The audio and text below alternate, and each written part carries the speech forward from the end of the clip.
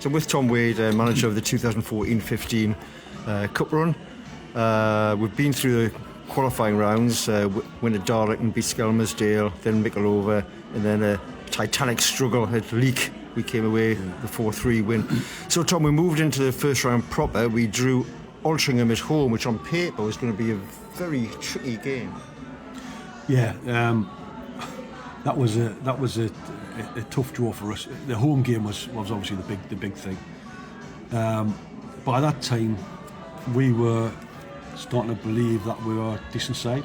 Not arrogant, but we believed that when you look around, I used to say, before games, I used to sit around the players and I used to sit around and say, just look around. I used to like always be quiet before games. I didn't like to build them up by heavy music and pound and pound and pound. I used to like sit down with the players, go over a few tactics. Colin Myers would say his bits and bobs, and I would sit down and just say, just look around the change room.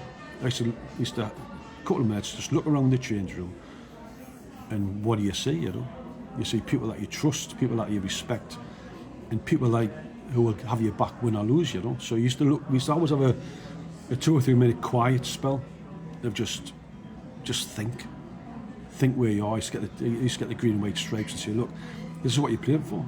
This is it. Yes. In a very privileged position, because in reality, if we didn't go through that bad time of having no money and virtually going down the leagues because of finances, these players wouldn't be there, Mm-hmm. So the players were in a hugely privileged position because they were, at that time, at a unique time of their lives, the club were in a bit of state and we took a chance on them. So, Danny Maguire, who played for Seaton Delaval, I remember doing a bit for Seaton Delaval with Mickey Jeffers, great bloke Mickey Jeffers, and Danny played for them. Mm-hmm. Like 6 months later, he was playing with Blythe Spartans. He didn't get through the Blythe team though, did he? No, he signed Tommy Cassidy. I brought him along with Tommy and Paddy, and he didn't. He was on the bench. Yes.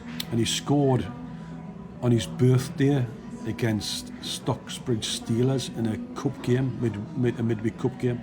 He was a second sub we brought on, and he scored a goal, and that was his birthday. And he still didn't get a run. No.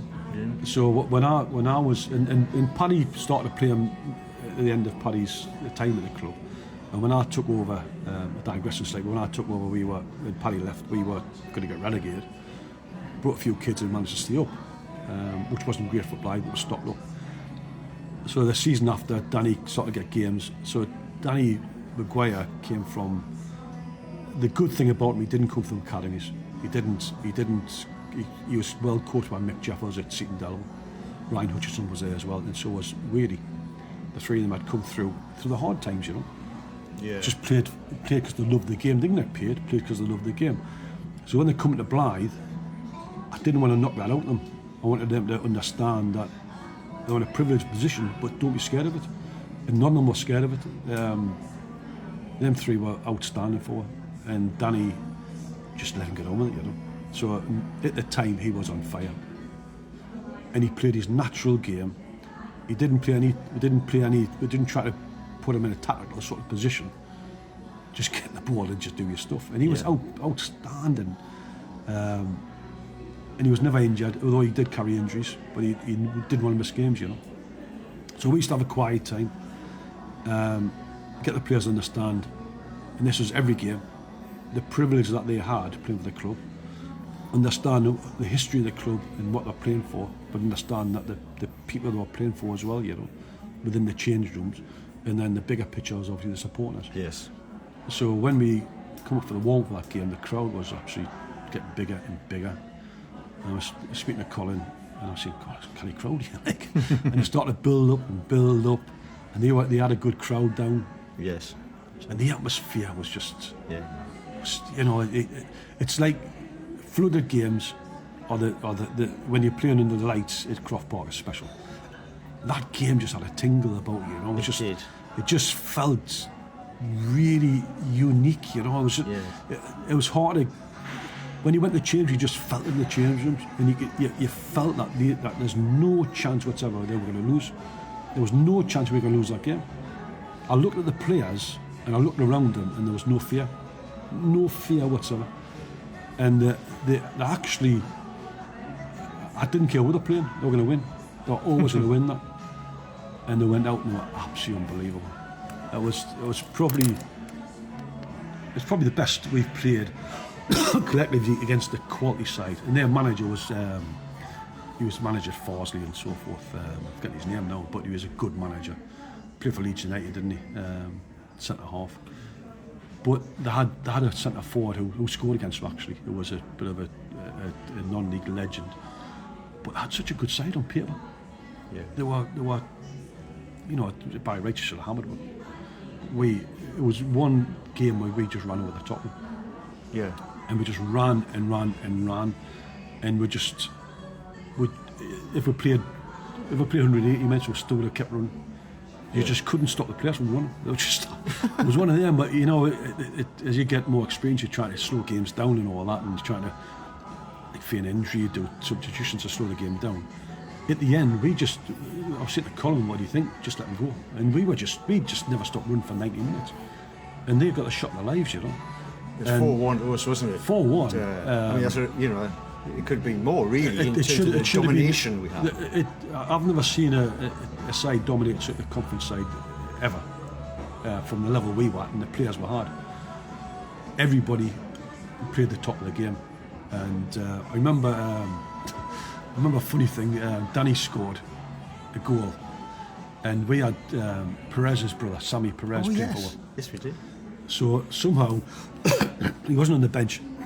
So somehow he got a full kit from somewhere. so Danny scored. Everybody's piling on the corner, and I looked around. Sammy Perez ran from the bench. He had a tracksuit on the bench. I didn't realise he had a full kit or nothing. so he runs from the bench and dives on. There's a picture of him. If anybody has a look at, there's a picture of him when they scored a goal. He's in the celebration, full kit. And I'm saying, wow, is that a colour? How the hell is he getting that? So he's like in the celebration. Great guy, absolutely unbelievable guy. And it was superb. It was you are proud to be managing the club, but proud to be a supporter. I was a Blyth Spartans supporter. Proud to be part so of it's just probably part of it. I spoke to the manager after the game, and he said, we have never ever been outplayed like that, ever. Really?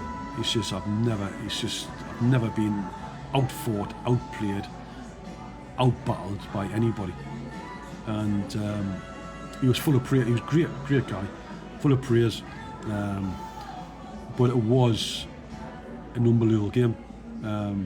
Danny Maguire scored a goal. I think it was a throw-in. It was a throw-in, little pass, and Wadey's flicked this ball through three players, and he's hit it early, and it's went past the keeper from Port. I've never seen a goal like it.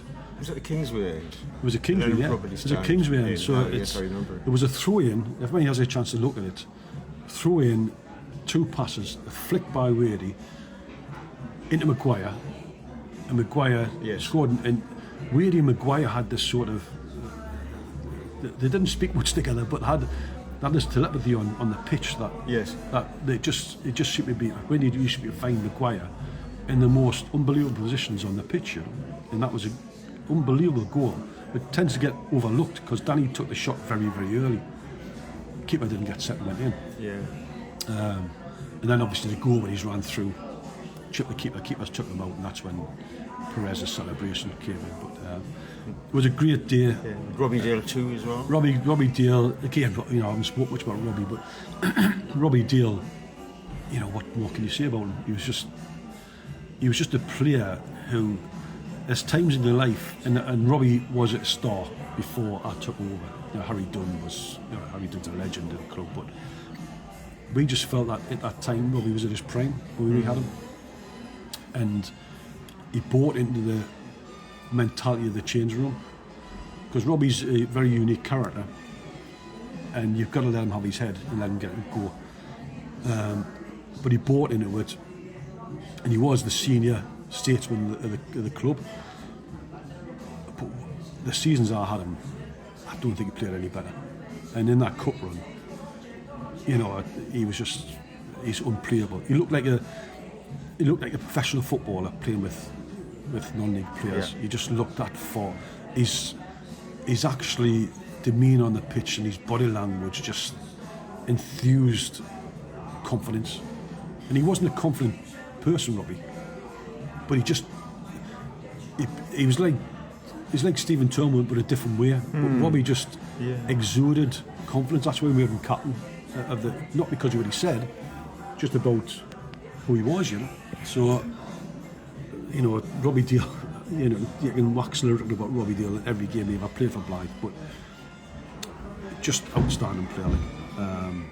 And people ask why he didn't play pro. I think he just suited the club, you know. And Robbie is a legend. He'll always be a legend in Blythe. Probably, you know, one of the at least top 5 of players playing for Blythe. Could be up there as the best. There's so many good players playing for Blythe, but he's got to be up there as one of the best players ever to put on a green white strip, you know. Yeah, probably watching Blythe since the early 60s and go along with that. Yeah, there's been some special players, you know, Nicky Lestady, you know, Brian Slade, you know, Graham Varney, Ron Guthrie, you know, Tommy Dixon, Ronnie Scott, John, David Clark, you could, Keith Houghton, you keep on going and going and going. Carney brothers, you know, you know, Paul Walker, you know, I could name 60, 70 players at Blythe. But Robbie Deal always for me comes up there. You know, Brian Slade was my hero, so you know, I always put Slady up there with Robbie.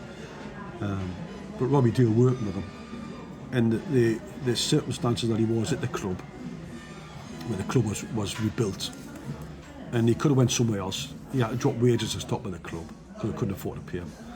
He dropped a substantial wage to play with the club.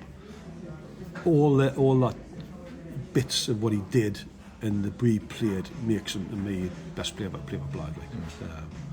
And that's a massive statement, but yeah. So he scored 2 goals in the game, unplayable. Looked, he best player in the park by a mile. Danny Parker was playing. Danny Parker came in, had a few injuries, and he was outstanding. So everything about that day was special from start to finish. From just walking, we went to the Waller, before the game to have a debrief before the game. Went in with tracksuits on. Yes. We couldn't get in. No, chucked out. Yeah, we got chucked out. So they went up in the Waller, and I'm thinking, Christ, you couldn't make it up.